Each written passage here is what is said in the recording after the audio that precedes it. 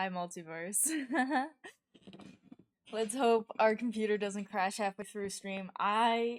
Yeah, let's hope so.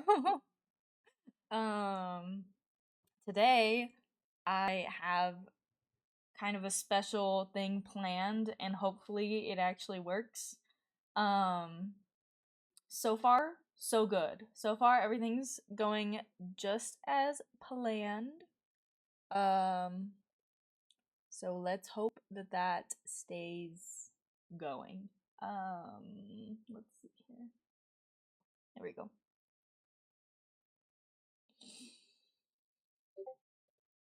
Hello, welcome back to the stream. We got 4 people now live. Let's see. Welcome, welcome. So today, my partner is not here. They are doing something. They probably told me, and I have probably already forgotten. So, um, that's probably yeah. So yeah.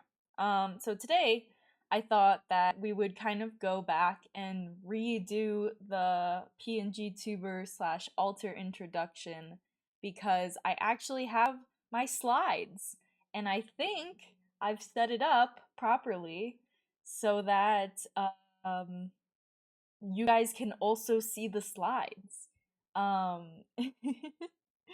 Hello, Anarchy. Welcome, welcome. So yeah, yippee! I'm excited. Are you excited, chat?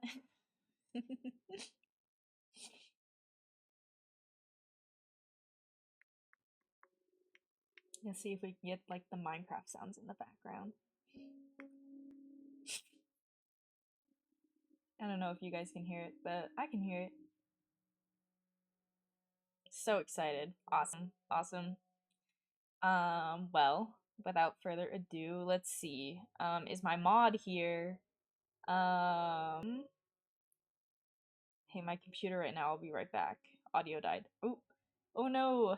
We'll wait. We'll wait. We'll wait. I will also check in on my mod because I just don't see them in chat yet. So let me go at them.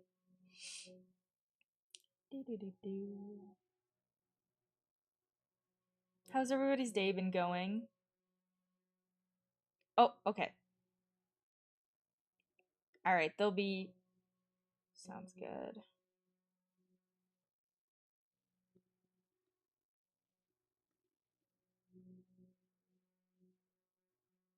All right, they'll be here in like 10 minutes. Boop-a-doop-boop-boo. How's everybody's day going? I've been looking at the Discord, checking messages. I'm a little behind on what's going on, but you know, it's all good. I'll probably just check it, like I'll go through it later and then be like, "Hello. How is everybody?"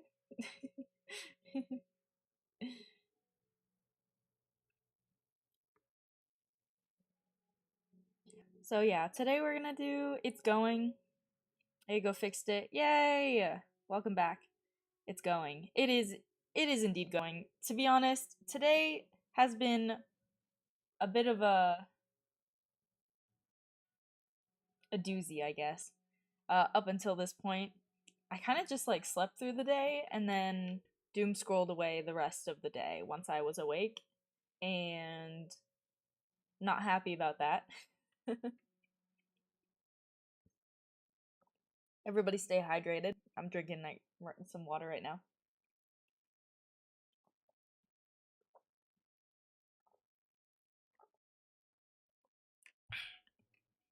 Got an ad, but the cinematography is actually really cool. Love it. Hey, well that's good. I mean, oh, I'm sniffly.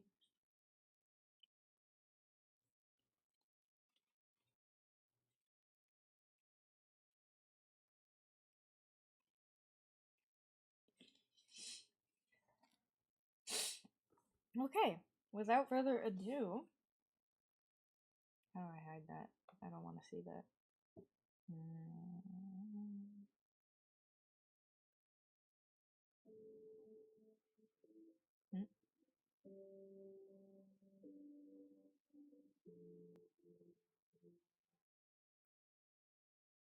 Okay, there we go.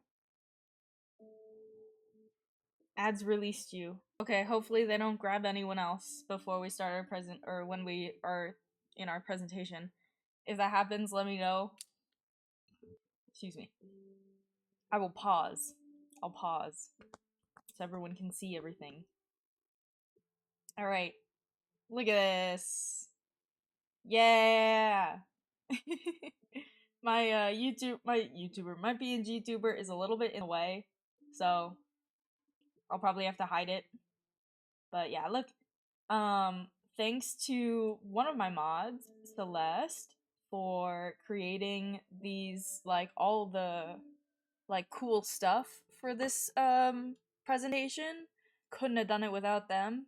I kind of just filled in all the information and all the pictures, but they did all of this like really cool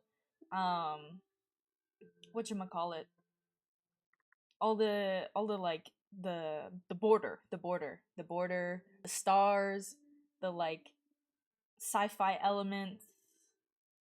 It was all thanks to them. I have no idea how to do that. But yeah, like let's get started. Invisibility cloak. Wait, can you guys see what's going on?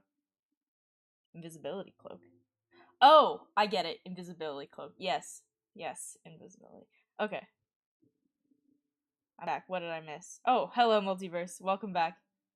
We were about to get started on the VTuber introduction, and most likely all of you guys who are in chat have already like y'all already know all this information. But this time around, we have slides. I have a presentation. There's pictures. So hopefully, and then I'll be posting this on the VOD's channel. So hopefully, new eyes will be seeing this information. Hello, Trash Panda, welcome back!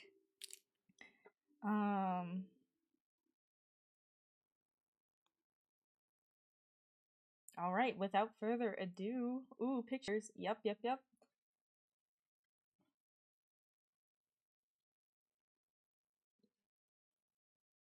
Okay. Oh, that's the wrong, okay, here we go. Let's do this. We go in invisibility mode. Alright, so, about me. I guess I should actually have myself here. About me. My name is Aster. My pronouns are they, them.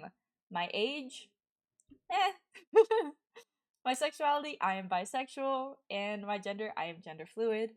I am typically I present non-binary in general, but then sometimes I have like a fluidity between my masculinity and femininity. So that is why I identify as gender fluid.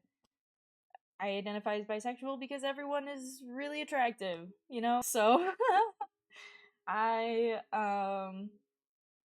not pansexual, not necessarily. I like bisexual. I think it's mostly nostalgia because that's the first ever time like label I used when I came out. For the first time, like when I first realized like my sexuality, and I hadn't even figured out my gender yet at that point. But yeah. Here are my likes and dislikes. Alright, now I'll close him. I am a writer. I love writing. I'm working on a small. Gosh, I'm working on several projects at once. I have about like 40 books on my Readsy. At any given moment, I'm working on like 5 or 6 of them. But I'm currently trying to work on my main project which is Ghostly Encounters of the Fourth Kind. Ghostly Encounters of the Fourth Kind is a short, like, episodic series that I'm posting to AO3 about a demon, an archdemon named Amon, who is afraid of ghosts. And the autistic atheist human with dissociative identity disorder that he is contractually obligated to be friends with, who doesn't believe in ghosts and can't see them, but has a ghost hunting YouTube channel that he ropes his demon friend into exploring haunted places for, and chaos ensues. It is a mature rating. There's a mature rating for the series because it does like have adult humor and like explicit imagery of things, but it's not like porn. Um it just has, some spice to it, if you will. So that's my main project. I also have like a few fan fictions that I'm writing at any given point. They're on the AO3 as well. I'm trying to get back into like writing them, but dude, I have such a like complicated relationship with writing. Anyways, I'm also a content creator. I love content creation. I mostly do content for TikTok, YouTube, and now Twitch. Um, Unfortunately, I've been lacking on the YouTube and the TikTok content because I've been dealing a lot with like the fear of rejection, the fear of like a lot of eyes on me, and I also have like moral OCD, so I'm constantly afraid that like whatever I am saying or doing is somehow bad and terrible and awful and I'm a horrible person, and everything I say can and will be held against me, and people are gonna misinterpret everything that I say and make their own like assumptions about me as a person and like what I stand for, um and then I have like really strong sense of like justice, so it's like a lot. And when you're quiet, people don't know you're there, which is something my trauma has taught me that I'm trying to unlearn. Because I really want to be a content creator, and you can't really be quiet as a content creator. So that's my little spiel about content creation. I've always been a film kid. I've been like making little movies since I was a little kid. I did like photography very amateur wise. I was a little artist as a kid. I love anime and manga. That's another like big special interest of mine. I have a 10-year collection of manga on my shelves at home, that I'm very proud of. My favorite series are Attack on Titan, Bungo Stray Dogs, and let's say Doctor Stone. I have a few others, but those are kind of like the big three that I can think of off the top of my head. Alternative fashion and music. I love everything goth. I love everything punk rock, emo, scene. I love alternative subcultures in general, especially like fashion and music. Gyaru is so cool. Lolita, Ouija. I love Ouija. Um, I my like character, as you guys can see here, is like the outfit I'm wearing. I'll go over it in a second. You'll see pictures of like the design my partner came up with. Um but as you can kind of tell, it's Ouija inspired. It's got like gothic elements, space elements, and then my colors, blue and red, which are my aura colors. I have synesthesia, so personality traits and personalities in general give me like a sense of color whenever I think about them or experience them. Um, so yeah, and then it's in my hair. I have a little tiara made of crystals. um, and we'll get to the rest of my like how I look in a second. Let's see. Minecraft. I love Minecraft. It is the one video game I play. I don't really play any other video game. I don't have the hand-eye coordination for like shooter games. I don't really have the attention span for like Stardew Valley and like other games. I don't know. The only game I've really found enjoyable that I always come back to is Minecraft. And now as a content creator, as a Twitch streamer, as you all know, um, it is my goal to recreate my inner world in Minecraft in the end. So that's like the big goal I'm striving towards with my new world that I have that I stream. I'm also into fandom. Love everything about fandom. I'm in a lot of fandoms. There's so many, like, you know, anime fandoms and others. K-pop Demon Hunters is like a recent hyperfixation. I love the music. It's like it plays on in my head on repeat all the time. Um, Another fandom that's like more recent. My partner is into Cookie Run Kingdom, which is like a video game on your phone. I will never play it because again, I'm not really into games. But I have hyperfixated on one cookie from this game called Black Sapphire Cookie. He is a little gremlin, and I love him. Um, and so I made an entire fanfic like about him, centering him. Even though I don't play the game, so I'm in fandom. My dislikes: injustice. I I have a strong sense of justice, especially social justice, especially human rights. Um, I am very proactive about making sure that I am like up to date on a lot of the stuff going on in politics, especially with my communities, the trans community, queer community, the disabled community. Um, what other things? I'm a big supporter of the Black Lives Matter movement, and um, I'm spacing. Hold up. Sorry. There's this weird crossover that happens with my like with justice and also things like true crime and politics. My brain since I'm really sensitive to injustice, my brain starts to dissociate really badly when discussing topics of injustice. Because I like it has a big emotional toll on me. So I tend to just start forgetting things that are like happening out in the world because it's like it's intense. Um but yeah, pro Palestine. Um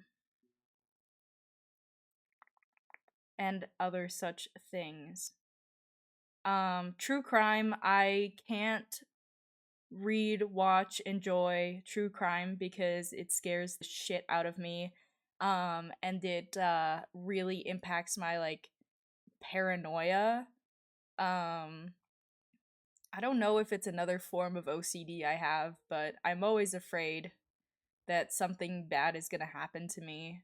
Um, and true crime, knowing about it, hearing all of the gruesome things, I think it's like another thing about injustice. It just like it's bad. I I become very like crippled, and like uh I get a lot of anxiety attacks and stuff like that. So can't do it. Cursed memes, I just don't like them. I used to like be a part of a friend group that was like really into cursed memes and stuff like that. I just don't like them. They look weird. They make me uncomfortable. So, nah. And then food in general. I have ARFID, which is actually one of the first things that I started making content about online. On TikTok was I did a series called like I don't know, I don't think I really had a name for it. It's called Good Soup. That's the playlist um on my TikTok, and it's just I was trying to figure out a way to combat my ARFID, which stands for let's see if I get this right. I always want to say auto, but it's not auto. It's avoidant restrictive food intake disorder. For me, it's tied into my autism. It's about food sensitivities when it comes to like sensory issues. So taste, texture, smell, sight, all those fun things. Crunchy things, those are okay. Like squishy things, very much not okay. Um, Stuff like that. Hold on, I really need to blow my nose. Give me 1 second.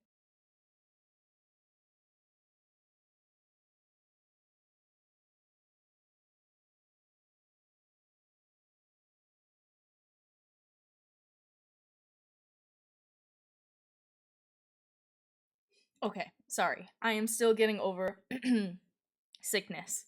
But yeah, food in general, no bueno for me. Yeah, because of that. But oh yeah, the series that I made, it was like I was making colored pasta soup. I was making soup with colored pasta, and the pasta that I used is called acini de pepe, and it's just these like little round noodles. And so a lot of people thought that like they were wax feeds that I was eating. I think the first one to pop off the first video was that I made them all blue, and so I accidentally like summoned the Percy Jackson fandom, and they're like blue food, blue food. Um and so then from there I started making like um pride flags. Pride flag colored soups. And one of them in particular has garnered, which is the bisexual soup video, has garnered like 2 million views in like ridiculously back in 2021. He saw that theories pasta made that pasta made looked edible. Yeah, because it doesn't really look like food, so in my brain it's like, "Oh yes, I can eat this since it's not food." I don't know. It looks fun and I like colors. So yeah, I just you know. But that video has had a resurgence. The bisexual soup video has had a resurgence in 2025. I don't know what it is, but I am getting comments on that thing daily. Daily people are like sending like people are commenting under other people's comments like remember over and over and over and over and over again, to the point that I've literally like taken that word and put it in my like banned words catalog or whatever on the app. And then a lot of people who are just like kind of dumb idiots will like to go to my other like videos, and especially like ones that are like really serious, and they're just like, I'm making bisexual soup, like as a way of making fun of me, but like I'm unfazed. I I'm very proud of that video. It was like one of the first videos I ever made that went viral, and I think it was because I had aura, you know? And so and I was having fun with it. So, I don't know, like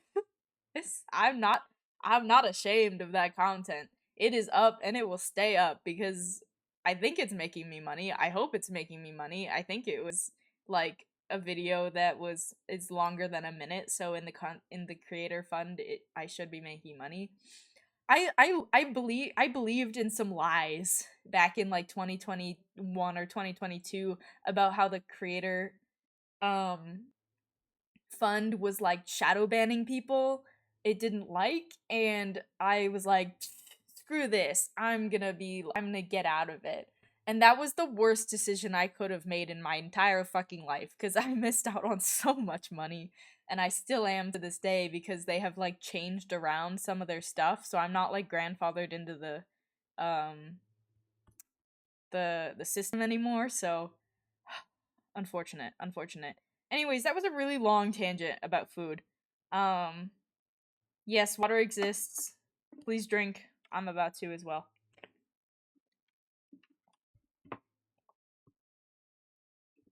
You need that confidence, so focused on other people's opinions. Yeah, you know, there's some things where I could not give less of a shit, and then there's other things where I'm like incredibly self-conscious, and that's why like a lot of my content is just like at a standstill because of those insecurities, which I'm currently like trying to work through. So, it's, this is a growing channel. We're all growing together. Hopefully my like the confidence that I gain in the next couple of years will rub off on you guys, and we'll all become more confident in general, and like aspire and reach our goals, and like show the world like we're here, we're queer, we're weird, we're disabled, we're everything, and we're not going to be quiet, and we're going to be authentically ourselves and proud of it. Huzzah. Anyways, that's my little soapbox. I think it's gotten to the point that I don't have an identity. I'm just a reflection of what others want and how they act, or at least that's how it feels. Dude, that's the reason I have. That is one of the many reasons I have DID in the way that I have it. I think I go into that. Oh, whoops. Sorry. I think I go into that more about me. Oh no, special interests and stuff. Um, yeah, but that's the thing. My DID, I'm polyfragmented. I have over 100 alters, and for the longest time, I did not have a sense of identity, a sense of self. I had multiple, and each one of those identities was highly curated for a specific person in my life, or a specific group of people in my life. Or I had multiple people for one person, but it was I usually have duos. I usually have pairs. Um, so if I had like one person in my life, like my main abuser, then that person, well, honestly, that main abuser had like our whole system. A lot of people in our system because they were very tumultuous as an individual. So we had to kind of like think on our feet a lot, but and switch up a lot in order to appease them. But yeah, like say in school, if I had a friend, if I had 5 friends, I would have like 5 alters, and each friend had a different alter they knew. And that's kind of like how I would go through life. And those alters would be indeed reflections of the people that they were created to interact with, because mirroring, you know? Undiagnosed autism, mirroring was like a big way that we flew under the radar and stuff like that. Um, and didn't weird people the fuck out. Oof. Illegal for you to be authentically yourself. Yeah, because in Texas. Yeah, stay safe. Safety is the main goal. Like the biggest, not the main goal. It's the most important thing when we're talking about being like people with DID and living in places that are not safe. Um, yeah. I thought for a while I had DID, but I'm now just figuring out that's probably not true. Really fucked me up. Yeah, I've heard that from a lot of people, especially younger people, where they're like, "Yeah, I thought I had this thing, but it turned out it was psychosis," or "Yeah, I thought I had this thing, but it turned out it was BPD." BPD and bipolar are actually the most commonly misdiagnosed the most common misdiagnoses for people with DID. So a lot of things in the experiences overlap for sure. Um, Anyways, let's get back to it. More about me. So my special interest, as you can see here, my main special interest is my inner world. As a writer and a film kid and like just a creative person in general, my inner world is I used to just think I had maladaptive daydreaming, to be honest. I thought that my alters were just my OCs, or as they're called in the maladaptive daydreaming community, the paras and parames. And That's why a part of my inner world is called the paracosm, which we'll get to later. Because it's a paracosm, to be honest. But it turned out there was another layer to it, which was for me also dissociative identity disorder. A lot of my alters happen to be previously, before becoming sentient, I guess, or splitting off rather. They used to be OCs. They used to be original characters, or they used to be D&D characters, or fictional characters that I've like loved over the years that have been really like essential in my comfort as I was growing up. Um, like Levi. I love Levi from Attack on Titan, and also in my system. Um, he does a lot for us. Mostly, he deals with medical problems right now outside the body. So like taking needles, especially because I have a fear of needles, like a phobia of needles. But he doesn't. Surprise, surprise. Interesting enough. And then medical stuff in general is just really hard to deal with. We are constantly getting hospitalized for various health reasons, as a lot of you know. um, but I think he came into our system when I was like a teenager, when I first got into like Attack on Titan. And he was like a caretaker. He was a protector. He helped us keep our walls up. And like Grey Rock. people in our life who were trying to get a rise out of us in a bad way. I'm so sniffly. But things like that. So that was another tangent. Just for frame of reference, I have autism, but I also have ADHD. So if I go on tangents, it's the ADHD. That trifecta, autism, ADHD, and CPTSD, is what ultimately created the DID, and other things, which I think I want to make a video about for YouTube at some point. So we'll see. We'll see. Took a lot of our energy, but it was totally worth knowing what's going on in our noggin. Oh, let me scroll up a little. We got misdiagnosed with BPD. Turns out we have autism and DID. Yep, that happens a lot. The alter I know most is an OC. Love good evaluators. Real energy. Trying to get a diagnosis to figure out what's going on in my brain, but I have no idea how to get a psychiatrist on my own. Thanks, parents. My parents were very unreliable. Yeah, I feel that. Same, they tested me for 16 hours total. Dang. Oh. That's another special interest. We'll just kind of segue in to that one is mental health and psychology, especially DID, autism, ADHD, CPTSD, all the things that I deal with on the daily. I have a copy of the DSM-5 on my bookshelf, and it is labeled. Every section is labeled. It has a little like color tab, so that I can ease of access flip through it to wherever I need to go. I have perused that thing. I know quite a bit about it off the top of my head. I also have a bunch of other books that relate to like trauma and dissociation. And like No Bad Parts. Highly recommend that book for people who are trauma survivors because it was recommended to me, and it's really eye-opening. It is very eye-opening. There's another one too. The Body Holds the Score. I think that's what it's called. The Body Holds the Score. The Body Keeps the Score.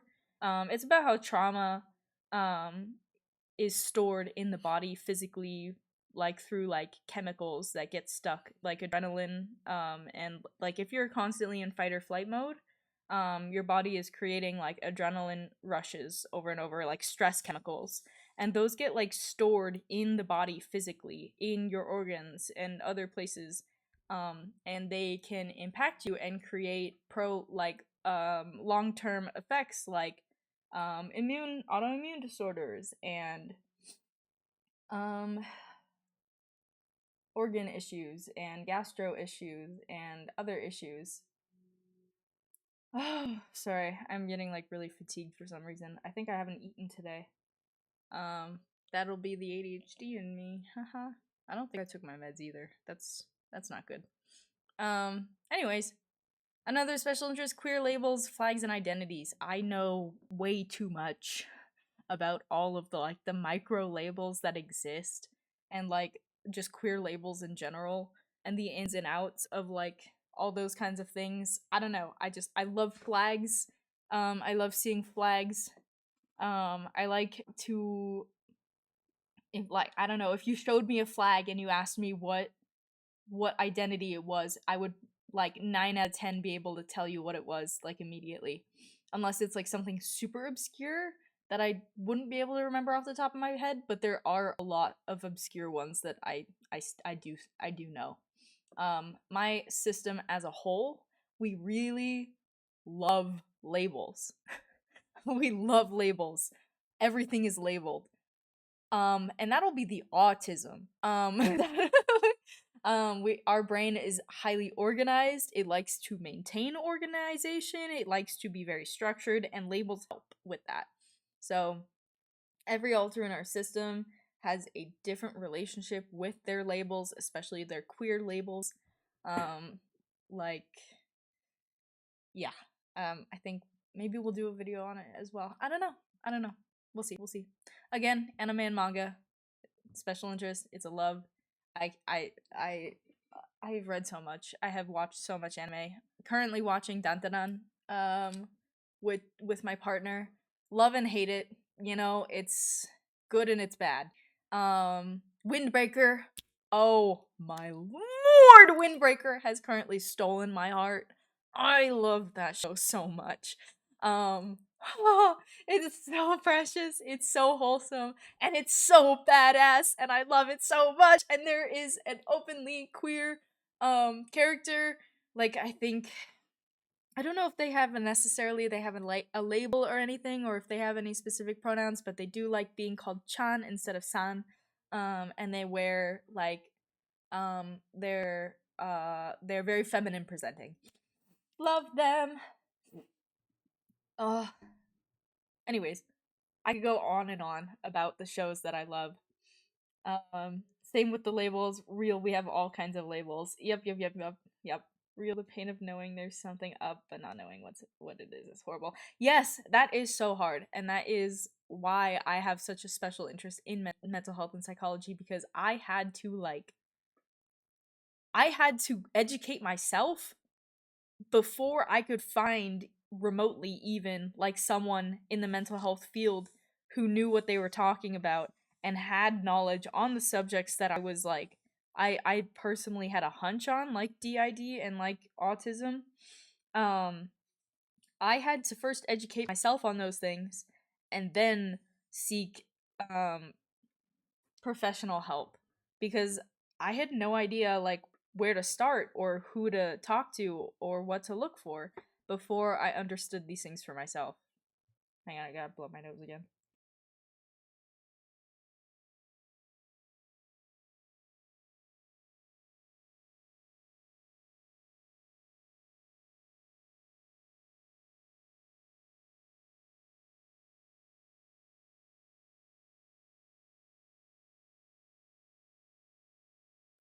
Oh, I hate being sick, guys. I hate it so much. Space and astronomy.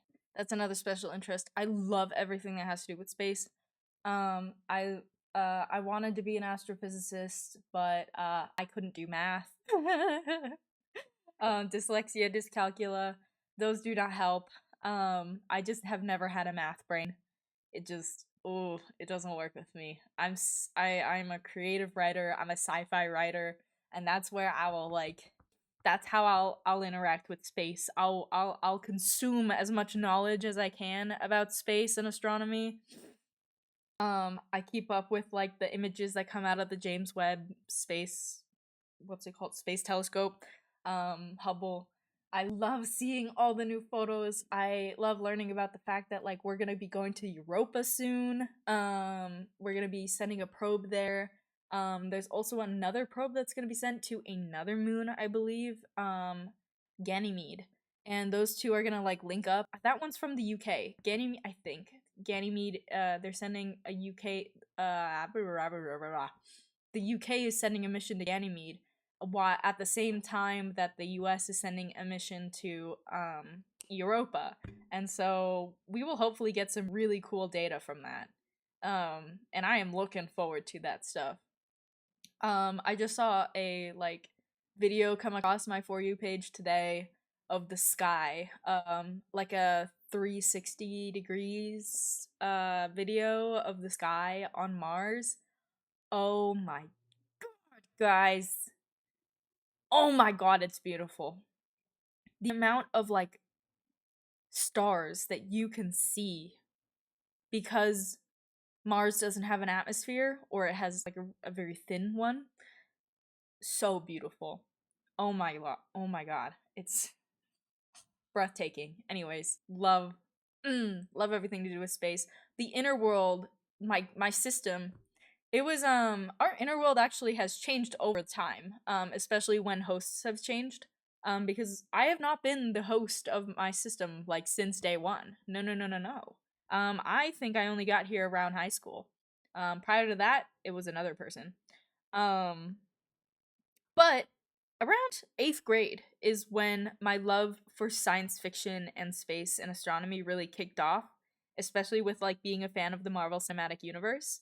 Um I loved that kind of world building and I loved everything to do with especially the like Guardians of the Galaxy, like all the stories that had to do with space travel and aliens and stuff like that.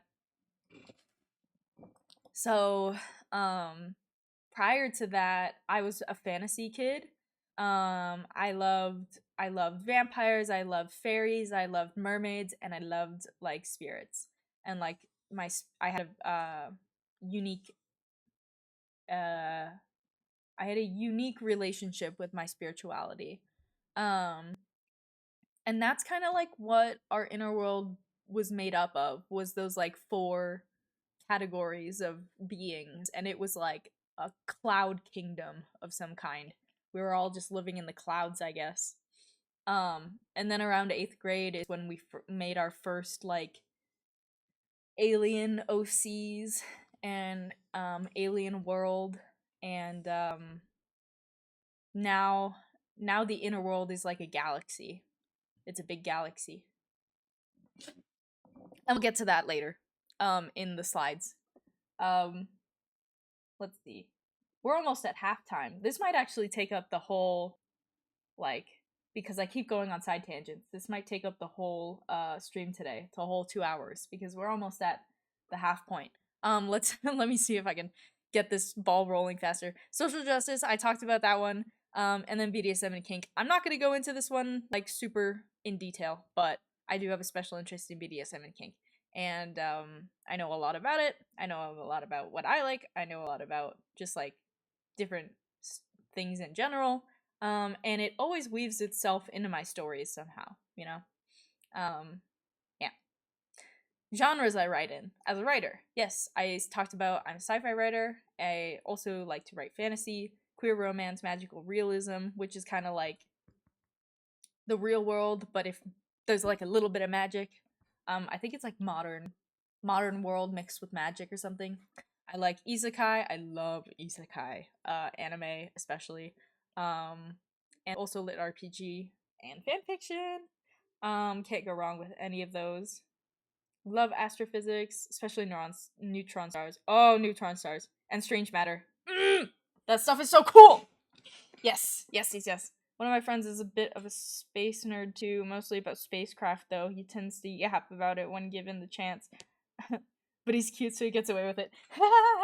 Yes. Oh, that's so great. That's great. I used to have like a friend in high school that I would just have like talks about all the like new like recent stuff coming out about new science, ah quantum physics, quantum mechanics, stuff like that. And also like for me especially, it was like, how can I take this new knowledge and translate it into like a magic system, or like that's based off of science, for my writing? Or like how can I use this for my sci-fi stories, stuff like that. Love that stuff. Anyways, that should be all that. There we go. Favorite media. Here's a list. I know I told you about my top 3. Attack on Titan, Bungo Stray Dogs, Dr. Stone. There's also My Hero Academia. I won't say that's like my top 3. I know it's like listed here as my top 3, but like it's good, but I don't know. I love Dr. Stone more than My Hero Academia. I need to blow my nose again. So take a look at this while I do that.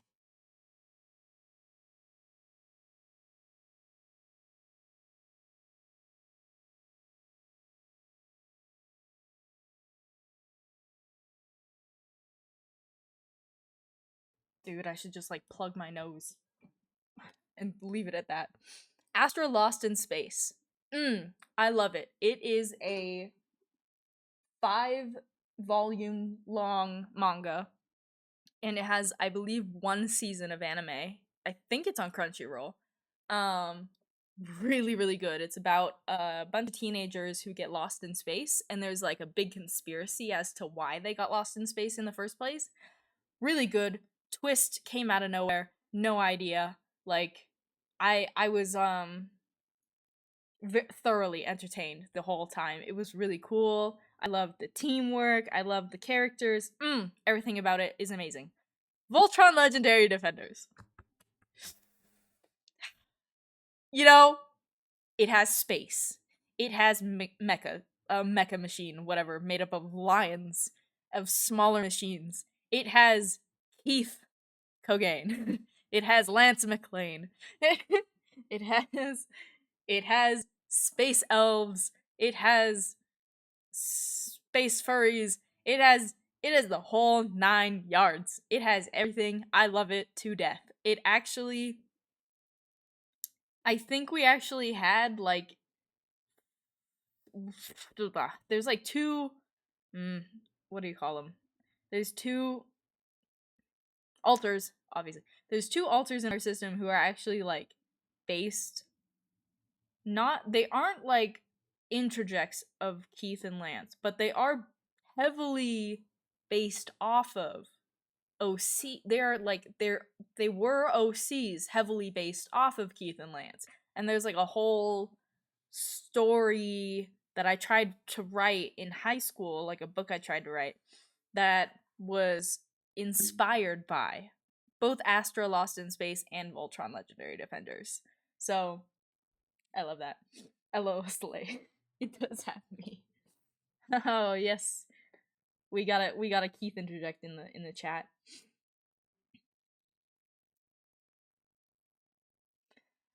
Windbreaker, as I said, has my heart and soul. Oh my god. I cannot recommend it enough. It's so good. Wistoria Song and Sword is also really freaking good. I love it. I love all the characters.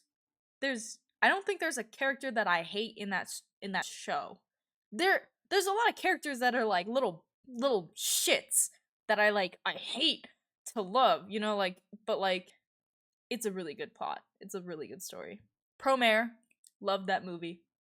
Solo Leveling Warrior. Guys, I cannot tell you how much I love Solo Leveling Warrior. I love my overpowered characters. I love my overpowered main main, oh good god. I love my overpowered main characters. I love the power scaling. I love the fact that it's like a video game world. Like a, you know, lit RPG. I love it. I love it. I love it. Same with Omniscient Reader's Perspective, max level players 100th regression. I'm not that kind of talent. Those are all like manhwa that are like lit RPGs. And I will tell you, we have an introject from max level players 100th regression, and also I'm not that kind of talent. We also have an introject from Solo Leveling Warrior. You can guess who. You can guess who. Is it the main overpowered character? No, obviously not. It's not like I get any gender envy at all from these basic ass men.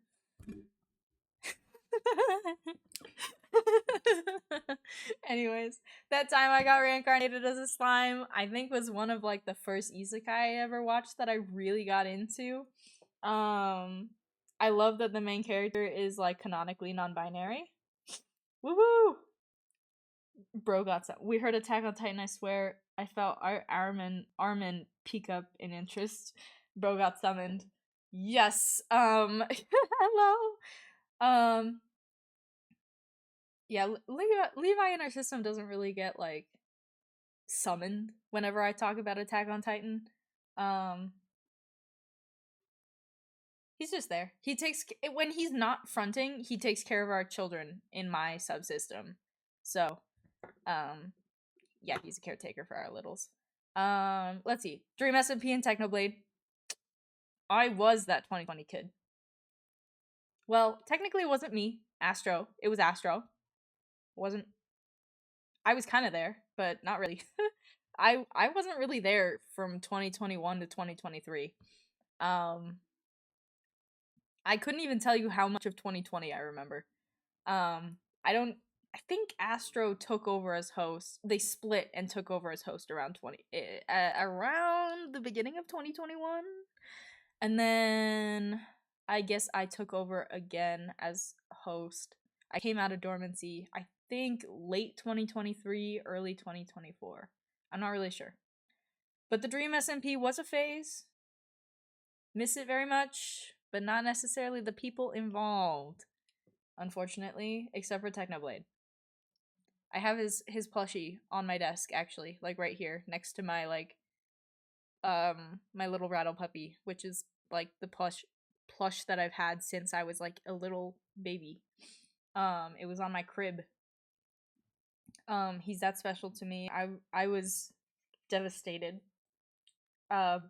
when I found out that he had passed away. We actually have 2 Technoblade interjects in our system. One of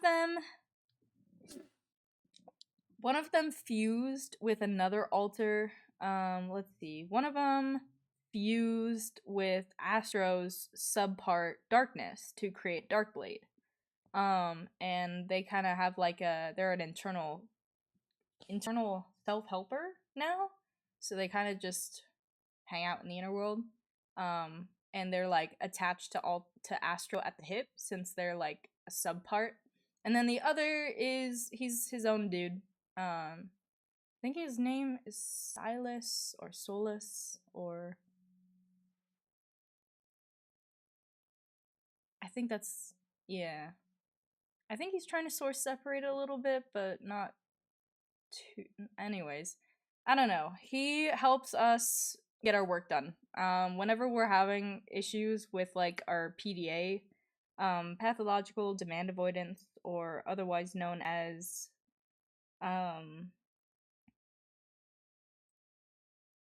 something toward autonomy, drive for autonomy, pathological drive for autonomy, or something like that. I can't remember what it's called. It's an autism thing. Whenever we're struggling to get work done that we really just need to grind through, Silas will come to front to help us out. Honestly, any of the guys from the like lit RPG sources, like solo leveling warrior, max level, the other ones are also on that team. We have doubles. Like I said, we have doubles, alters. We have a redundancy of alters for any particular job in our system. The time loss and decision. Can't even remember last week. I can't even remember what happened last week. Barely. What happened this week? Yeah, yeah, amnesia. Time loss and dissociativity is so real. Yes, it is. All of our fictives are very source connected, so mentioning their source makes them practically spawn behind us. Yeah, that's fair. Someone asked me what I did over the weekend, and I'm like, there was a weekend. Oh, there was a weekend? Yeah. That's me. It's like, oh, what did you... That is like the worst question you could ever ask me. Oh, what did you do yesterday? Or like, oh, what's new recently? And I'll go,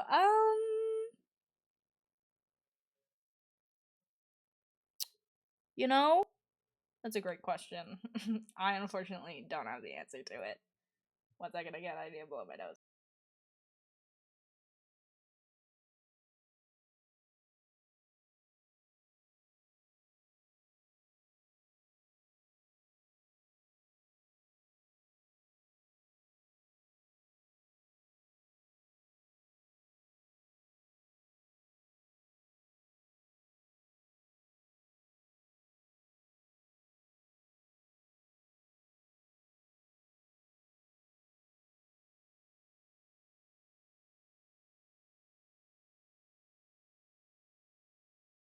Okay, I'm back. My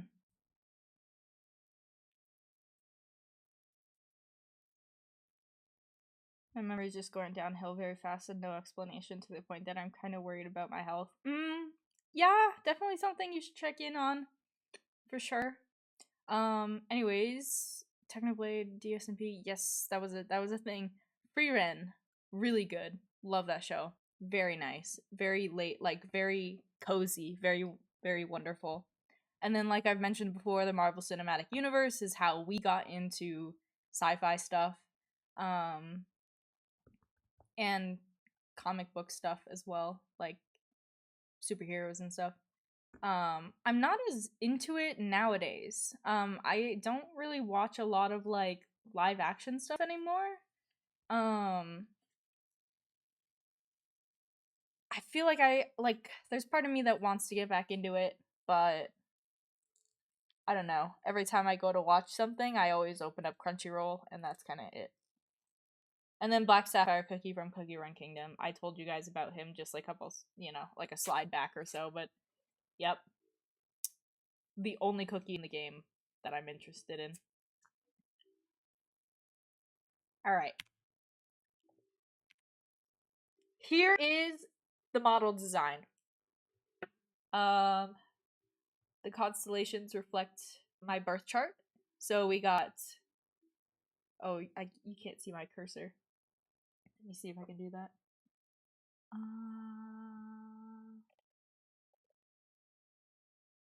There we go. Okay, can you see my cursor? Yes. So the constellations, this one is actually on my sleeve, instead of the Cancer, because I'm a Leo. Let's see if you can see my person. Oops. There we go. If you can see on my little sleeve here, you can see the Leo. And then the other two is Gemini and Cancer. Gemini is like, let's see, I think I'm a Sun, Moon, Leo, and a Gemini rising. And then Cancer, I can't remember what that one is for me.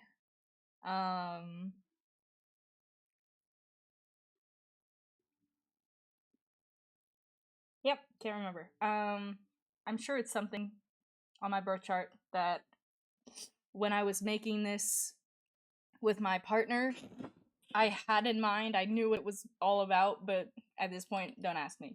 I don't know.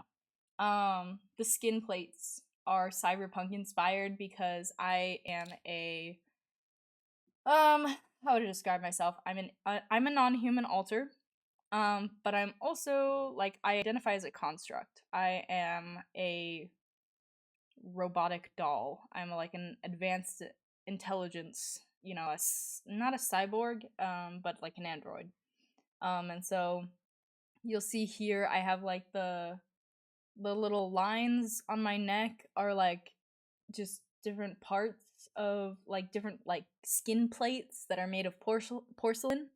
I have porcelain doll traits, and I have cybernetic traits, and so you've got like the not the clavicle, is it the clavicle? I don't know. You got the collarbone here and the like beginning part of my sternum. That's the word for it. And then the lines where those muscles are. That's like what moves my head, I guess, if you will. And then I got like the shoulder plate, and then we got like the other plates and the cool little designs on my hands, as you can see on my model. And then the cracks along my arm and the hole in my chest, that symbolizes for me the trauma that I endured throughout my past that has kind of just broken me as a person. I feel like, they say like what doesn't kill you makes you stronger. I'd say you're wrong. I'd say what doesn't kill you makes you sick often. I don't think I would be this chronically ill and disabled if I hadn't gone through all of the terrible trauma that I did in my childhood. Anyways, so yeah, that's what that symbolizes. So I feel like a broken doll. I feel like a doll because I've been treated like a doll my entire life. I had like a helicopter parent, and everything about my life was controlled. I just kind of went through life doing what I was told, and only that, really. I'm not gonna get into it, but that's what that symbolizes. You can see the outfit here is really cool. It's like I said, Ouija inspired. It's got this like asymmetry going on. The one sleeve. This like coattail in the back is actually gonna be like pulled up a little bit more, and it's gonna be like one connected thing rather than like two disconnected parts. And then this asymmetry I wasn't super happy with, so this side is going to be duplicated on that side. And there's a crown, crystals. I got this little star earring. Yeah, that's the design. I love these split pants. Like, I have had over the years a lot of these like split pants where it's like split one color or like a pattern, and I really like stripes, so that's where the striped pants come from. Yeah. And then my hair, this is actually like my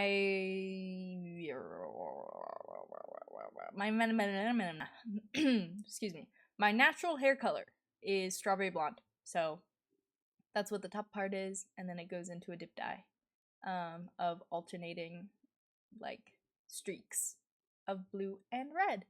And then my eyes are blue and red, and then there are the hearts in my eyes, as you see, because I fused with another alter in my system named Eros. A lot of you probably know her.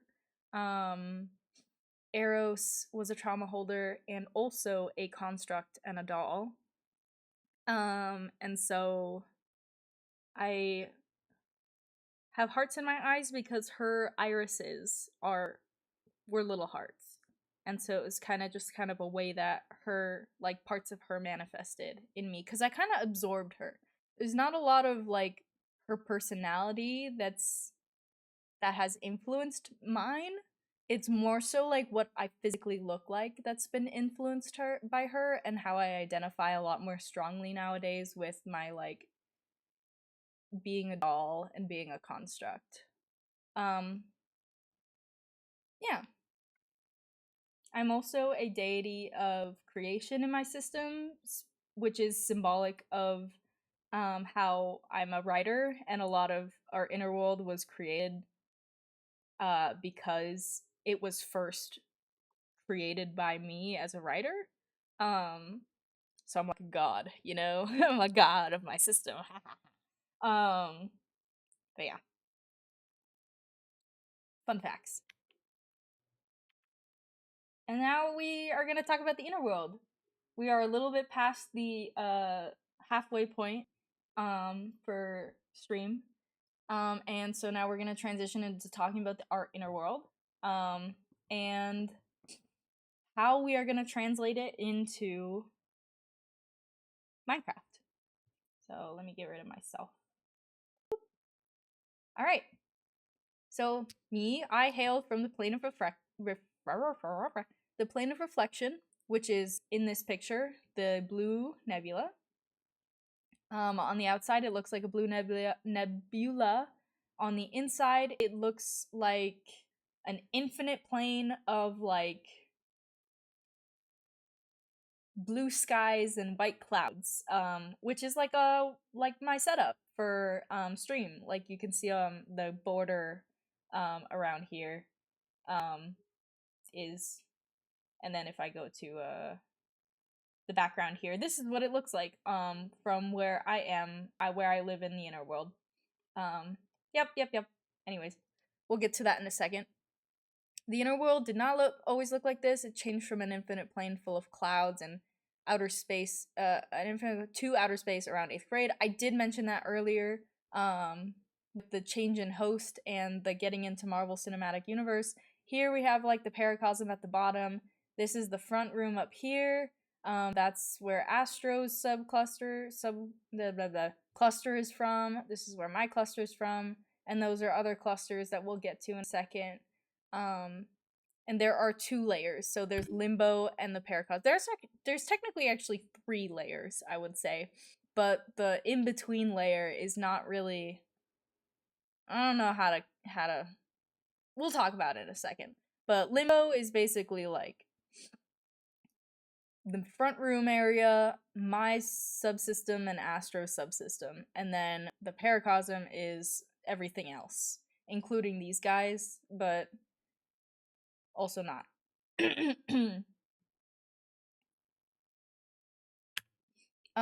So Limbo, like I said, it's these 3 places. It's slightly detached from the rest of the system. It's where the prime ship, which is our front room, exists, which sits right behind my eyes. And then to the, let's see, I always get my left and right mixed up. To the right is Astro's cluster, and to the left is my cluster.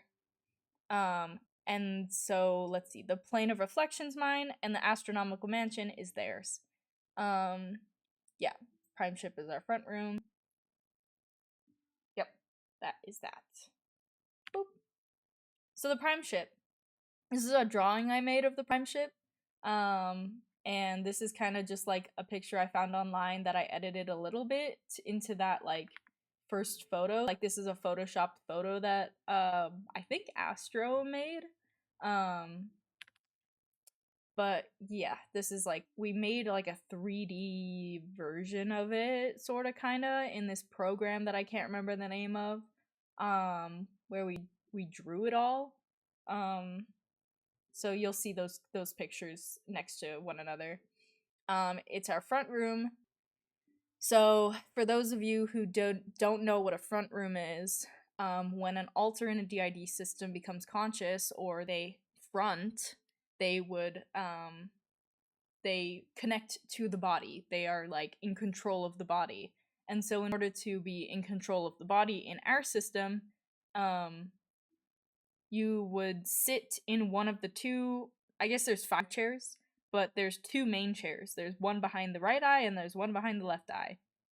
And so if you're coming from Astro subcluster, subsystem or cluster as we call them, if you're coming from Astro's cluster, you would sit in the right chair, and if you're coming from my cluster, you'd sit in the left chair. So if I was to look inside my brain right now at myself, I am sitting in the left chair. Oh, if our mod could delete that bot in chat, that'd be great. If you're here. If they're sitting in the front 2 chairs, they are in charge. Yes, so if they're sitting in the front 2 chairs, you're in charge of the body. It's not necessarily something where it's like, oh, if you're sitting in the right, you're in charge of the right part of the right half of the body, and if you're in the left, you're in charge of the left half of the body. It's more so like someone's in the driver's seat of a car, so someone's driving, and then someone's in the passenger seat, and then for us, like that can shift the wheel can and the gears can shift back and forth between alters between the 2 seats, like pilot and a co-pilot in a ship in an aircraft. Yep, that is the prime ship. This is a recreation of, this is the inside of a recreation of the prime ship we made on a private world of ours in Minecraft. And it's a little outdated because our prime ship has kind of changed recently to accommodate more stations and more chairs so that we can get like more alters to work together and front more often so that we can kind of like encourage synergy and stuff like that. This conference table here, there's a conference table in the room. It's been pushed back. And so in this kind of space here and here, there's more chairs. And then over here is where the portal to the astronomical mansion is, and over on here is where the portal to the plane of reflection is. So we'll see how I'm gonna be translating that into Minecraft. I'm not entirely sure yet how to do that, or how we're gonna do that, but that's also, this is our little dude. Excuse me. Oh my goodness. This is our little dude. In Minecraft, we made some of this skin. It's what Astrofel looks like in the innerworld, who is one of our oldest alters in the innerworld. In our system. Yep. So this is a I sketched out what the ship kind of looks like nowadays. So there's like these 3 chairs here that have been put in. This has been moved back. Those are the rooms where like some alters live. Those are called the like living excuse me. Those are the living quarters. Which is like behind this door over here. There's a couple of sections to this thing. There's the main level, and then the living quarters, and then underneath there's like a holodeck, which is something we use in therapy, to kind of like sort through memories and do like processing trauma and stuff like that. Oh no, ads. Oh, I'm sorry. Did you miss anything? Have to go, sadly. Have fun. Okay. Sorry, I'm just catching up on chat real quick. Okay. And then there's also like a third layer where an altar called the brain sits at a table with like a book of every altar in our inner world, and so when we switch, that book starts like flipping rapidly between pages, and then whoever gets pulled to front is usually what page it lands on. It's just kind of like an internal like symbolism for us switching. And then there's these like big rows of servers, like a big server, and that's where our memories are held, supposedly. And then Rune has like an office back here somewhere. Yep. Yeah. And then this is like a little 3D model. Okay, wait, no. The plane of I'm getting ahead of myself. Now we're moving on to the plane of reflection, which is my place. This is a little 3D model that a couple of us like have made parts for. This is where I live, and then there's a house that's supposed to be surrounded by trees, but we don't have many trees yet to put there. And that's where our littles live. And then this area in the middle here is like a cross-country course for like one of our altars has we have an interject of our childhood horse that we had to give up,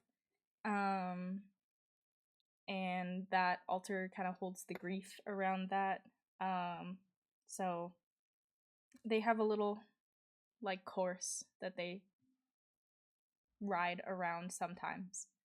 There's also like a little fire pit for like us teenagers to hang out, talk.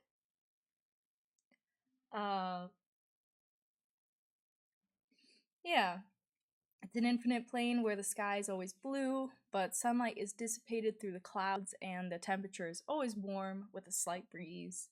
The ground is made of salt, covered by a shallow pool of warm water that reflects the sky, which is why it's called the plane of reflection. And yeah.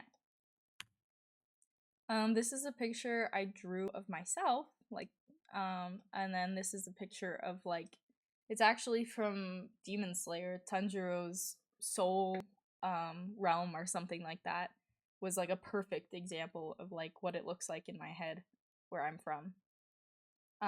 Let's see the other teenagers. Yeah, Rose, Wisteria, Mickey.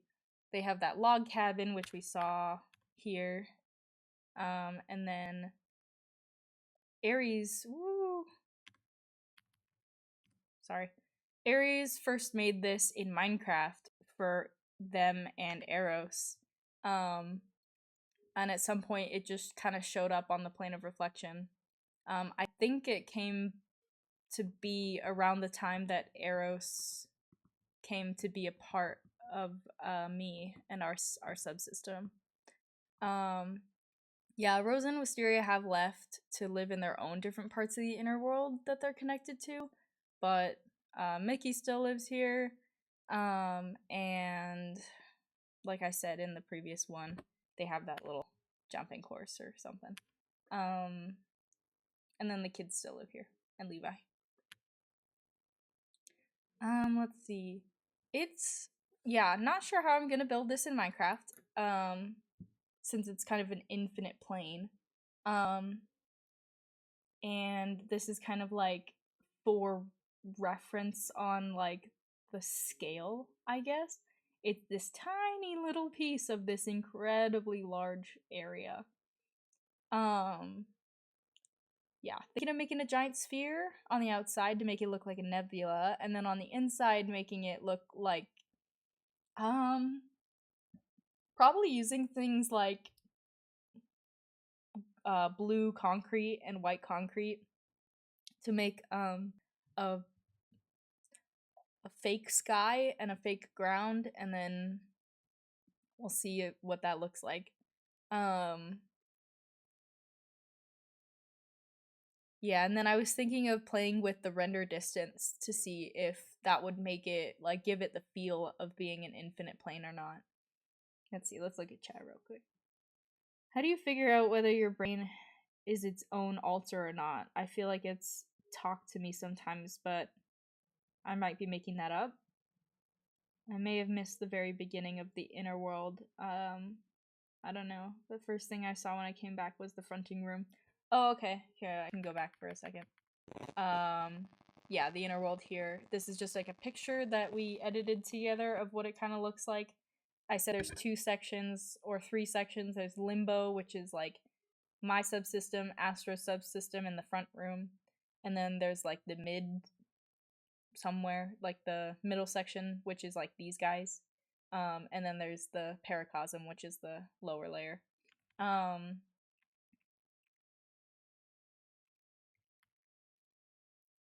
How do you know if your brain is an alter? Well, your physical brain itself. Yeah, thank you. Your physical brain itself, I wouldn't say you can like treat it like an alter, but in order to like conceptualize things, and we have an introject in our system of our brain, but it's kind of like they're an alter that represents our brain, but it's so they identify as our brain, but they aren't actually our physical brain because we're all a part of the brain, including them. They just happen to be like a gatekeeper who is in charge of things like switching, and memory keeping, like who gets to see what memories and stuff like that. You know, I don't know how to explain it. I hope that explains it. Sorry, I'm getting a little dissociated.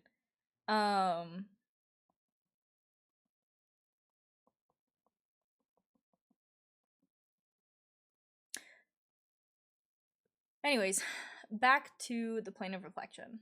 Yeah, I think I covered everything that's in this in this one slide. Okay, the astronomical mansion.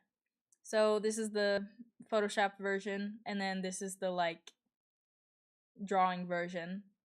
It's a mansion that sits on a large asteroid surrounded by a snowy forest.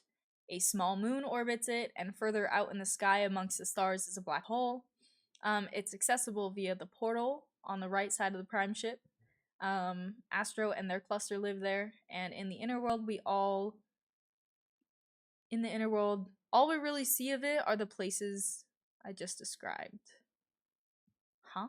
Did I just describe them? I don't know. Oh god. My brain is starting to not work with me.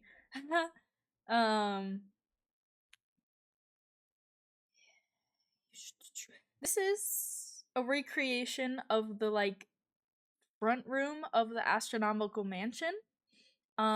It's a room that like it's a library that has like there's like a little book nook here, and then there's a circular table that each person in the cluster has a chair at the table.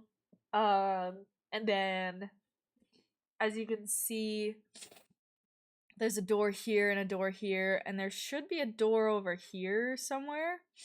And those lead to places like the teenagers' bedrooms and Eleanor's bedroom and therapy office. and then up these stairs leads to Astro's office and Jade's bedroom. And those are kind of the only places we know exist in the mansion.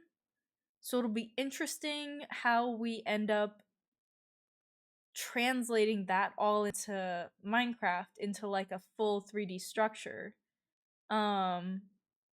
There are also books in the library upstairs that lead to different places in the inner world, like Techno's like plane of living. I don't know how to describe it, like where he resides, and Flynn as well. There's another one. I have no idea how we're gonna translate those things into Minecraft, so we're gonna have to get crafty. Okay. We have made like a little drawing, I guess, of like the first floor and the second floor. So we got like where the book nook is and the table, and then we've got like Eleanor's office, Eleanor's room, Tragedy's room, Cringe's room, and then Ace and Ender's room. They kind of combined their room together. And then there's supposedly a kitchen over here and just like a big recreational room with like a couch and stuff. And then upstairs there's the open plan like library with these big windows behind Astro's desk. And then there's the books. Certain books are on pedestals around the room that lead to different places in the inner world. So Techno's place, Flynn's place, other places, another place, and then this is like Darkblade's piano. There's a big chandelier here, so that goes above this area. And then through here is like Jade's room. So we'll have to like play with things to figure out what to do here. Okay, that makes sense. Sometimes I think I'm interacting with someone who takes on responsibilities of the brain, gatekeeping, compartmentalizing. Guess I'll just have to try and interact with them more and figure it out. Yeah. Gotta go. Apologies, friends. Alright, have a good time. Okay. The in-between. This is where the first contact cluster, the Mirren cluster, the Catholian cluster, and the Gaia cluster all reside.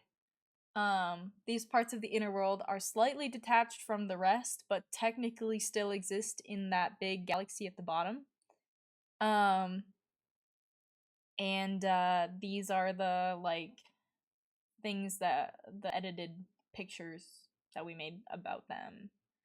The first contact cluster, here's a picture we drew of that.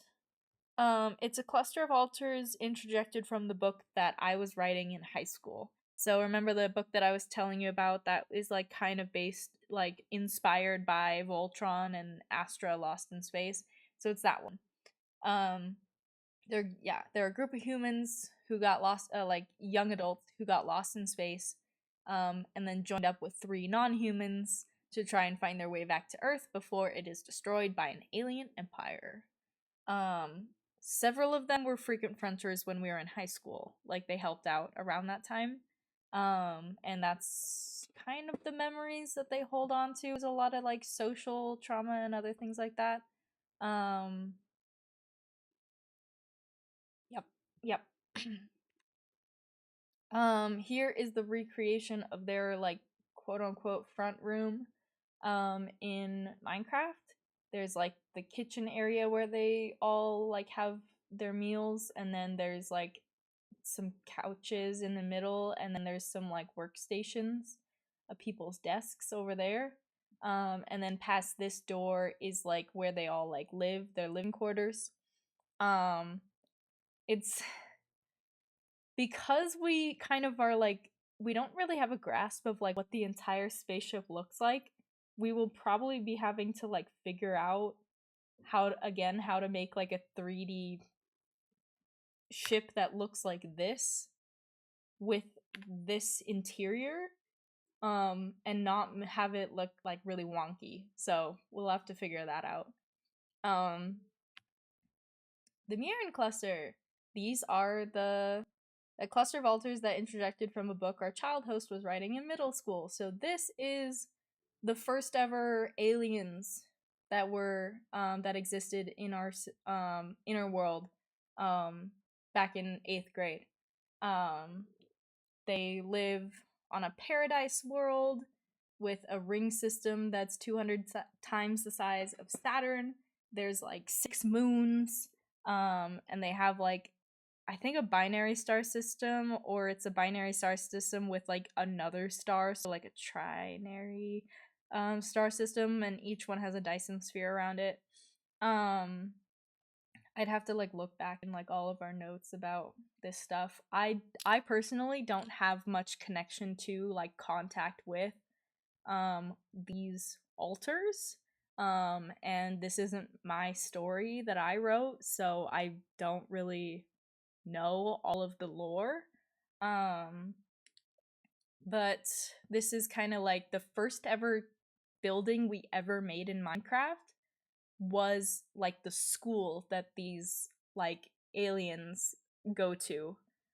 It's like a big like white building that floats off the ground, and it has like rainbow windows everywhere.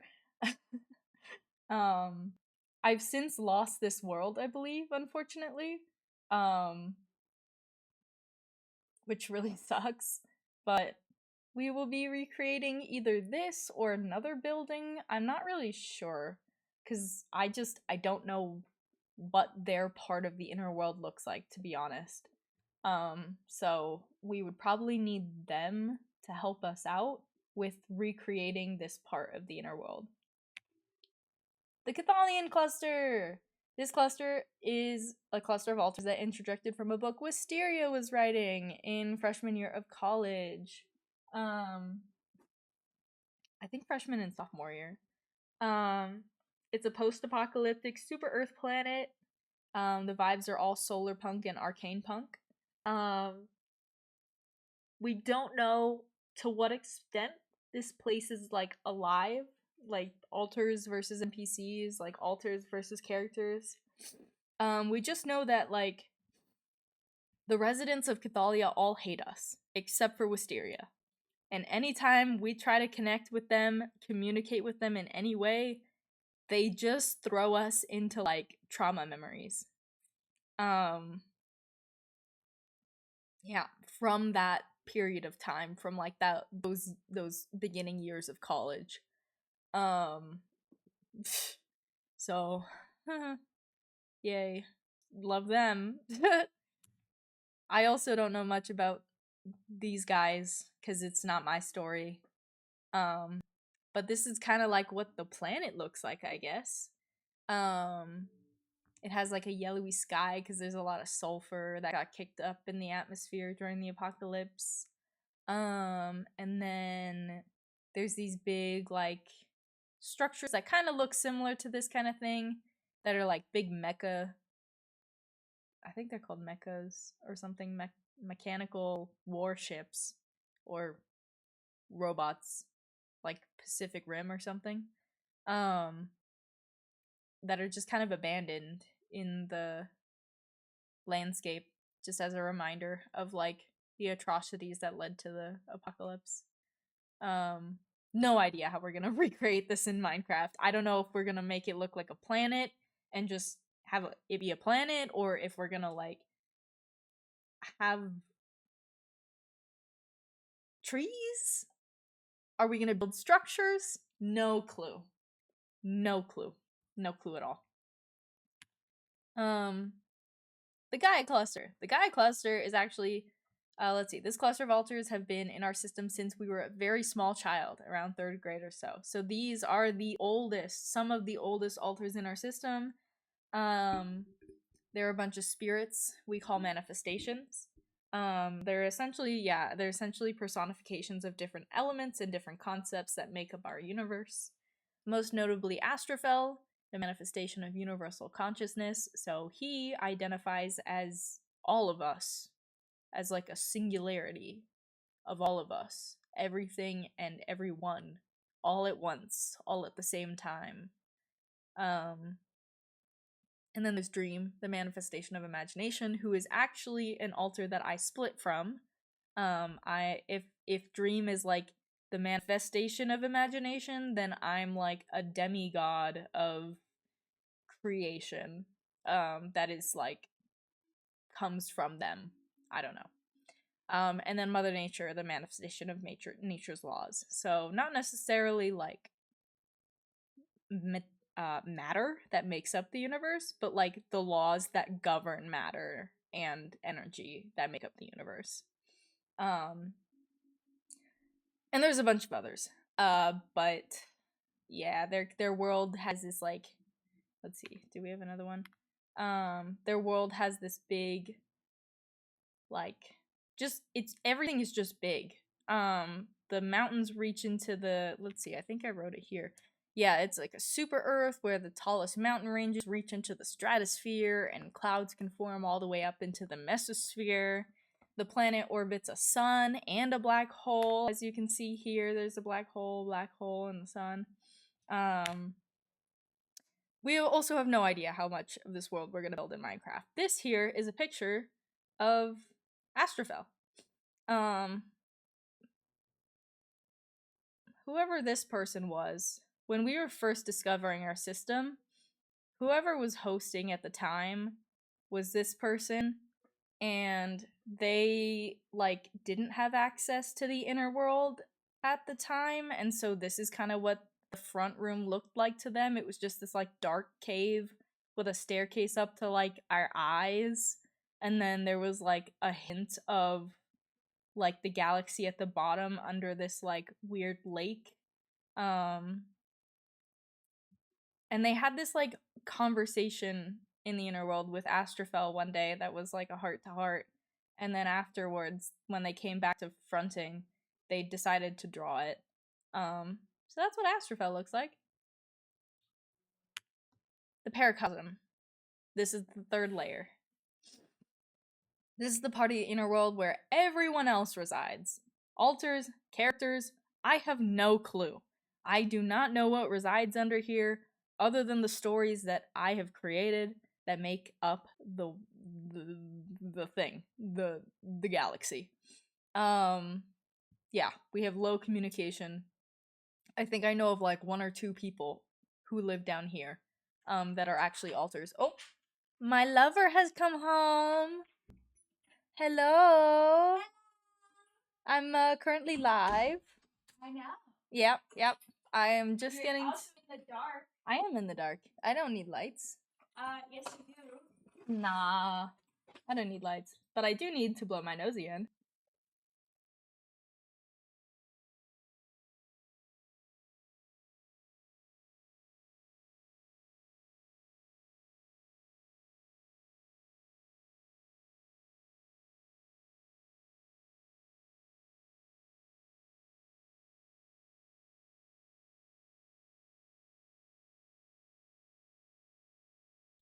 Okay, I'm back. Ah! Yes, it's called the paracosm. I think I said this before because that's the maladaptive that's the term used by people with maladaptive daydreaming to describe their inner worlds. Inner worlds are not just a thing that people with DID have. Anyone can have an inner world. An inner world is just an imaginary space created by the brain in order to, I don't know, organize itself, I guess. My favorite question to ask people whenever I meet new people is, what does the inside of your brain look like? Because if you were to ask me what the inside of my brain looks like, I would tell you that anytime I look back in my brain, into my brain, it looks like this. But I've had varying answers to that question that have all been very fascinating to me. I had a previous roommate who said that he just didn't see anything in his brain, that he didn't even have an inner monologue. It was just that he would just have thoughts and they would just come into existence. When I asked him this question, he was like, pink and squishy? I don't know. It was like, oh, he was like, okay, very funny. But yeah, he was like, he just thinks in thoughts and he doesn't see things. Like when I say like, oh, picture an apple, like what comes to mind? He's like, the concept of an apple comes to mind, but not necessarily a picture of an apple. He doesn't really like see an apple in his mind's eye, which I found so fascinating. I asked another person this question, and he was like, "Oh, my brain is made up of different like, oh God, how do I describe it? Like avenues of thoughts that run parallel to one another." So he could like be working on like 8 different problems at the same time, all at once. So he would have like one track is thinking of what he wants to do with the day, the other track is thinking of like this project he's working on at work, another one would be thinking about like the trip he wants to like have in the next coming month or something like that. Like it would just be like different tracks of thought that are all happening at the same time. If anyone were to say ADHD at all, that would totally be ADHD. Just saying. And then oh god, what have I've asked my lovely partner Aiden what the inside of their brain looks like, and for them, they said that they can't really like hold like a definitive picture of anything for any very long period of time. It's just like if I said like, oh, like when I say picture an apple in your head, what does that look like? You can see like an apple for like a couple of seconds or something, Yeah, right? and then it's gone. And then it's gone. I don't really have an inner world for that reason. I have to like make a conscious effort to focus on an image of where my alters exist. And that's only when I need like communication, and that's something I really have to focus on. And even then, it's like it's still a little shoddy, and I do have to repeat the image maybe a few times. So I don't personally have that, and it's funny because I'm an artist. Yeah, you're an artist, but you don't have like an inner world or anything No, like that. I don't have an inner world. Even though I used to maladaptive daydream a lot. I just don't anymore. What was it like to maladaptive daydream for you then? Sometimes I had to straight up close my eyes. Yeah. Yes. Or I would just have to focus really hard, and it would be like a broken record at times where it would like there'd just be like a little scratch, and then it would I would have to be like, oh shoot, okay, repeat this. And I'm like trying to hold on to the image. I'm like, yes, yes. It slips a little, and I'm like, okay, we keep going. Or I would have to straight up almost act it out, to be honest with you.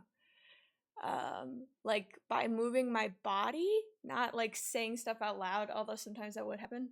But that's why I would walk around a lot when I daydream.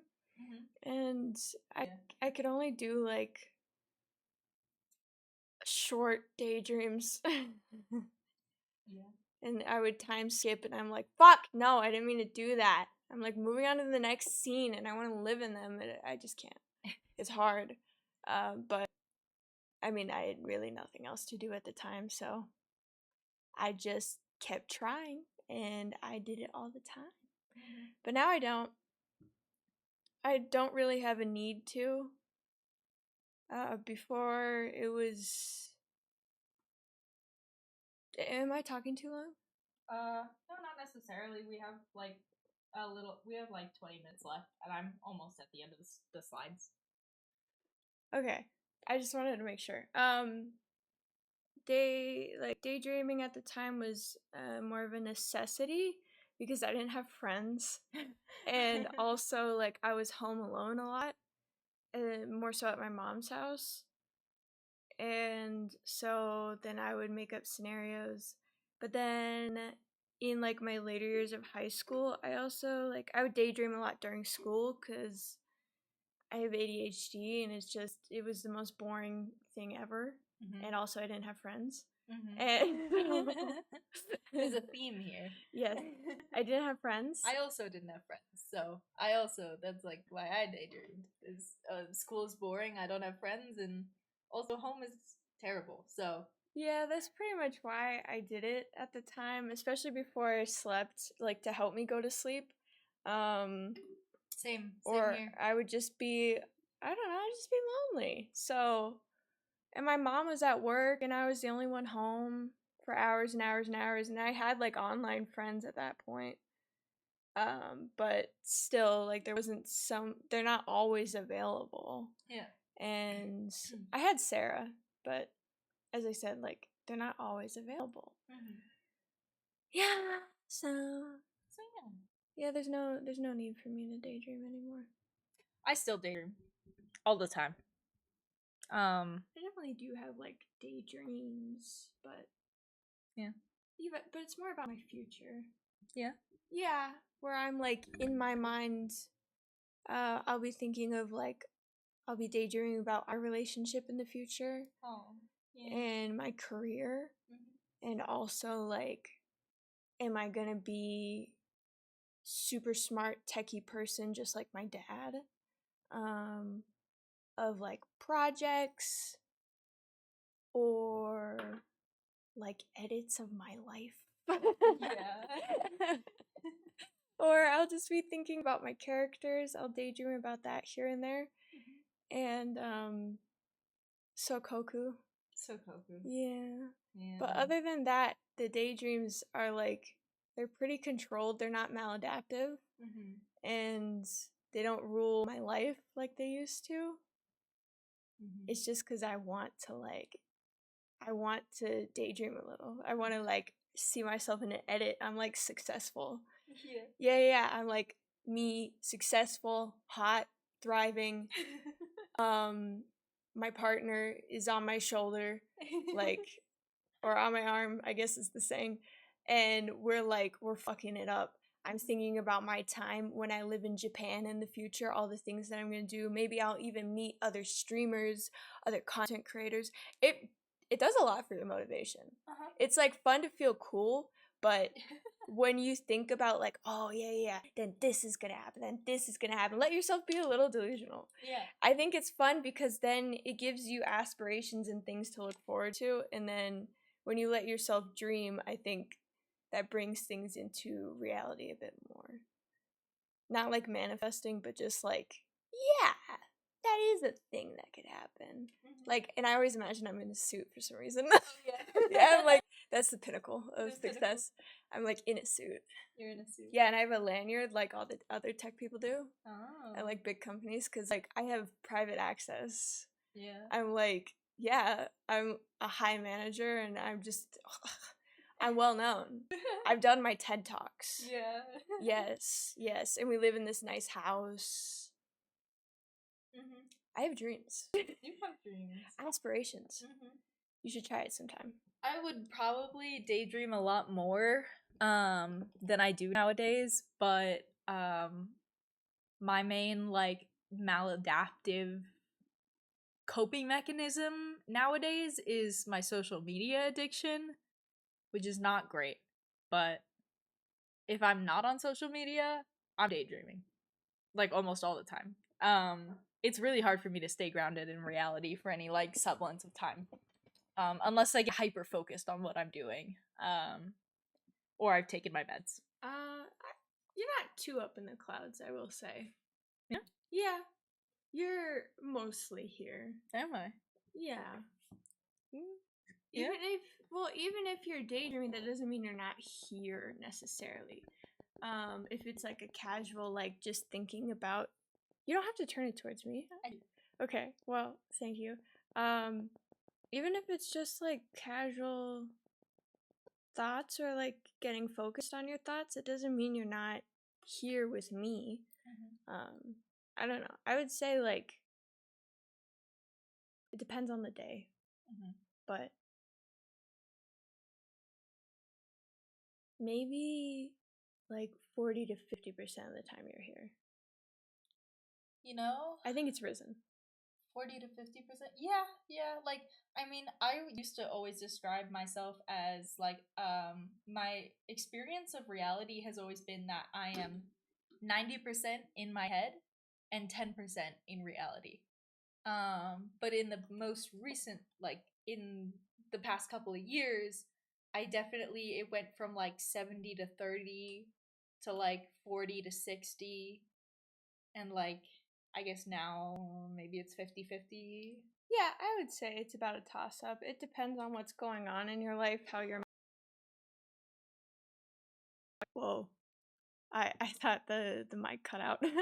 And I think it also just depends on what you're doing, I guess. Yeah. Like, it's fine if you're zoning out at your computer. You're always there when... At least the majority of the time, you're always there when I need you to be there. And I think now that we have to do a lot of, like, apartment stuff, A lot of adulting. yeah, I think now you kind of have to be in the world a bit more. Yeah. For better or for worse. I think it's for better, to be honest. But I don't know, you've changed a lot since I've first met you. Yeah. I think even in such a small amount of time, you've made a lot of strides. And have made a ton of progress. Well, that's good. Yeah, I think so. I think you are constantly improving, and that's always nice to see because not everyone is able to do that. So I think that's a very good trait of yours. That's good. All right, back to the paracosm. Hello, back to the paracosm. I saw like 4 there's different a lot. comments. There's a lot of things going on in chat. Hold on. I daydream a lot. I also clock out of reality and talk to alters for half the day because classes are boring. That's fair. My brain fronting room exists, but is just a concept. There is a black hole like void behind the left, nothingness filled with things like memories, and it's where alters go when they're dormant. Behind to the right is the brain forest where the lynx lives, and maybe Carrie. I can access it to the left side of the big rock, and I also put a cave in it where if you go in, you essentially are in outer space. You lost me at the end there, but I think I understand. If there is a brain altered, they have their space above everything. In between everything is nothingness, and you can travel through, but it's a different sort of nothingness than the void that is so hard for me to comprehend. I daydream a lot, and it's very maladaptive, but it's so comforting.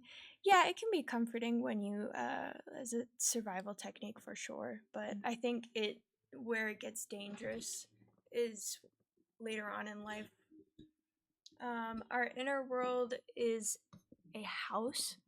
To the left and back, don't move it. In back of the room is a hallway that leads to the kitchen. To the left and just like barely away from that hallway is to the left is probably what they meant. To the left and just like barely away from that hallway is my room. Then to the right there's 2 more doorways. The one, oh god, I'm such a visual learner. I need to I can't. You should have a thing where people just draw their inner world with no explanation and you have to figure out what the hell it is. That would be so funny. Yeah, you know how Schlatt will review rooms? You review inner world drawings, and it would be so great for people who aren't great at drawing. That'd be great. Because it would be so funny to just have to grapple with what certain things even mean, because some systems there's definitely a big correlation between maladaptive daydreaming and systems. And yes, do that. I love that idea. So then having that's the cage, and you're like, what is that? Yeah. We got cage in here. Yeah. For the ravenous alters. That's the void. That's the void. What is that? I think that's so fun. Oh, that's a great idea. You should make a video talking about that, giving a deadline and draw me your inner world. Even if it's terrible, I want it. Maybe I want it especially if there's little detail, if it's terrible and no explanation, because that is so fun. Mm-hmm. I think that's great. All right. That's a new video concept. They said yes. I love that. Yes, I love that. Our inner world is so weird. I'm very disconnected from it because I'm almost always fronting and only see snippets where everyone else has their own places. Like our little who loves the ocean has an aquarium he sits in front of. We have a cottage in the woods for our soother. and like fictives have places from their source and everything else, like, and then everything else is empty. Yeah, I can't remember where I was in the describing of our inner world. Let's see. Yeah, this is where everyone else is. There's probably other clusters, but we have low communication with them. I remember that. I there's like one or two people that I know from who live down here, but that have like confirmed themselves to be alters and not just like characters. And then yes, it's called the Paracosm because the maladaptive daydreaming community. Oh yeah, and then that's how I was like, yeah, you know, like inner worlds is not only a DID thing, it can be a maladaptive daydreaming thing, it can be, and then we were talking about, and then that's how we, and then we had that, okay, yes, and that's how we got onto the whole thing of like, oh, what do you see in your brain? Okay, got it. Great. Love it. This is another picture that I've drawn of like, and this is like, a lot of this stuff is outdated. This is not how you spell that word. Favreki. That's not how you spell that word. And it's just not, it, I don't know. Okay, I'm gonna read because I'm a little lost, to be honest. Yeah, the Paracosm is also where everyone's story takes place. All of our OCs and world building resides here. Yep, it's a galaxy. That's where it all exists, and that's what it looks like in my head. Is it's just a big galaxy, and that's where they all live. Outdated map, vague lines between enemy territories are drawn. Yeah, and then each yellow circle. This is the important part. Each of these yellow circles is a world, or a solar system that I have significantly fleshed out the lore for.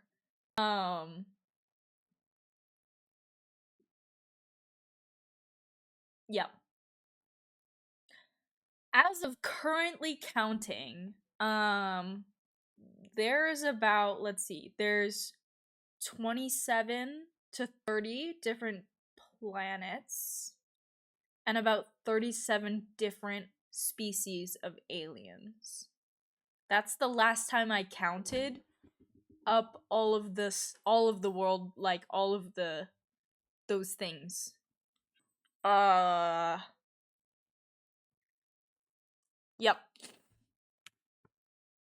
Okay. So how is this gonna look like in the end dimension? How is this gonna translate into Minecraft?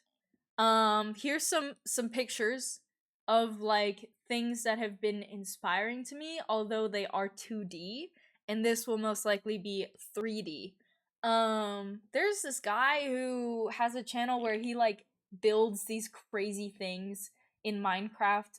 Like he built a black hole and he built other space objects. And I think he used things like world edit. And he actually used like literal, like he did math to figure these things out. He did math to figure them out. And I will not be doing that because one, I can't do math, like I said before. That's why I'm not an astrophysicist. And I also don't know how to use world edit. I've tried using world edit and it's a learning curve. So maybe throughout the years, I don't know, that this will take to build, I might learn how to do those things. Currently, no. Currently, I have no idea. And I don't have any plans of learning. Because technology hates me and I'm just starting. So, we'll see. We'll see how things go in the future, but let's see. It is going to take place in the end dimension. But yeah, I'm not sure about the scale. Like I have no idea what the scale is going to be. The end portal will be like the supermassive black hole in the center of the galaxy, which I think is a cool little like detail. Let's see. I also want to build each of the prominent solar systems like hotspots on on an adventure map. That's right. That's another thing is like if we build the galaxy, at each of these little points, it would be cool to make it look like an adventure map where there's like a zoom out or like a little model like a 3D model of like the solar system of these places. I have no idea how that's gonna translate, how I'm gonna build that. So this is gonna be a journey, and it's gonna be a fun journey. And I'm very excited to share this all with you. And we are coming up on time for our stream today. We're about over by a couple of minutes, but I did also want to share a few extra things. One is this, and for those of you who are on the Discord, you've maybe seen me post this already. This is a map of our inner world, mapped out by connection. So each of these little circles, my lovely partner calls them little dandelions. Each of these is a subsystem, or how we like to call them, a cluster. A cluster of alters that are all connected to one another. And then this is just, I just thought it was interesting. This is how our brain, like, this is what our brain looks like, you know? If we're mapping things out by connection. So, like, I think this is its own subsystem here, and then it's connected through this alter specifically that's connected to this other subsystem over here. And here's a more obvious one. This is a subsystem which is connected by this alter in this subsystem, and then it just gets really convoluted in the middle here, where there's multiple, like, main alters and subcluster. I don't know, dude. Like, I did this in Obsidian, and it was really fun to try to figure out, and it looks really cool. Other than that, I did add this little section at the end. What can singlets do to be better allies? Now, everyone in the chat, we can't see you because I don't have chat up here on this slide, but this is mostly for YouTube. So sit back, relax, and enjoy the show. What can singlets do to be better allies? If you run into... Whoa, hold up. There we go. The bare minimum requirement. Do not out your system friends to people they haven't come out to. And stay out of fake claiming discourse. I cannot stress this enough. Fake claiming is a form of ableism, and it does more harm to the plural community than any fake system spreading misinformation ever could.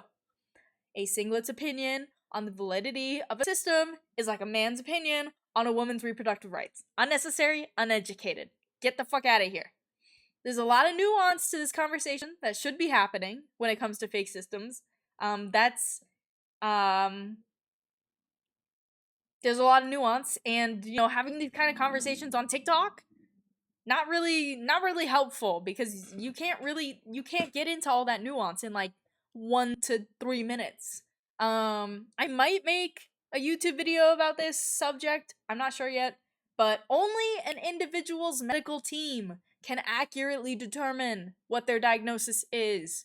So, the only people who can verify whether a system is the person or persons that diagnosed them.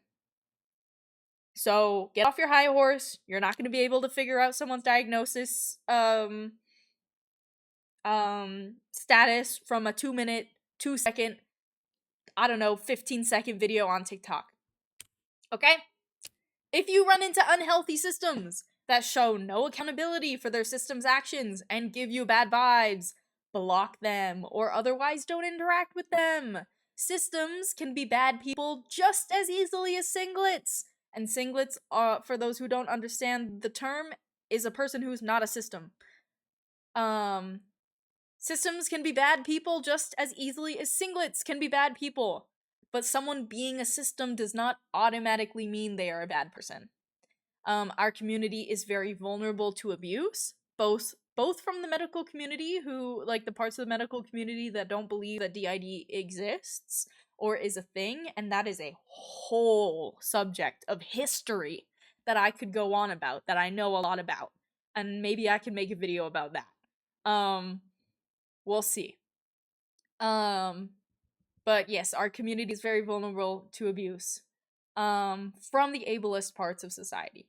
Everyone is on their own mental health journey, and it is not your place to dictate whose trauma and or other lived experiences are valid or not. It is not your place to dictate who is and is not traumatized enough to have DID. Okay? Okay. Last note. In my personal opinion, the argument that people are faking disabilities for attention is the laziest zero brain cell argument anyone could ever make. Ever. That argument basically tells me that you are either scared or weirded out by something you don't understand, and you're just trying to do the bare minimum to hurt that disabled person enough that they'll shut up and make themselves small so you can turn a blind eye to the world that you cannot accept you live in. If, in the rare case, someone is faking a disability, they are not doing it for attention, they are doing it because they are ill. And they should be given proper attention to help them heal, just like any other ill person, mental or physical. Okay? So DID systems, they deserve to be respected. And people even, and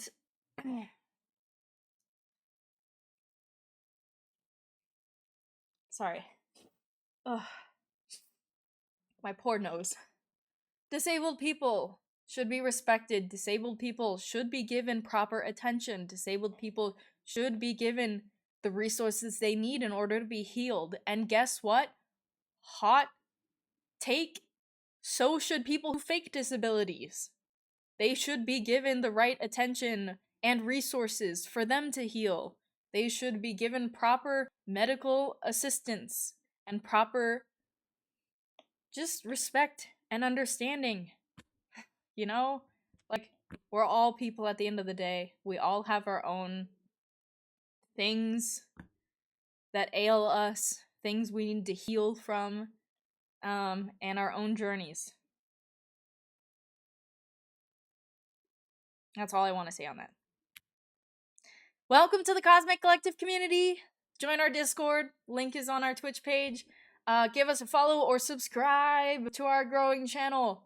We have two YouTube channels. The Cosmic Collective is the main one, and the Cosmic Collective VODs is our VOD channel. We are also on TikTok, Instagram, Twitter, Tumblr. See our link tree for more information. That is all. Thank you guys for coming to the stream today. There I am. Thank you guys.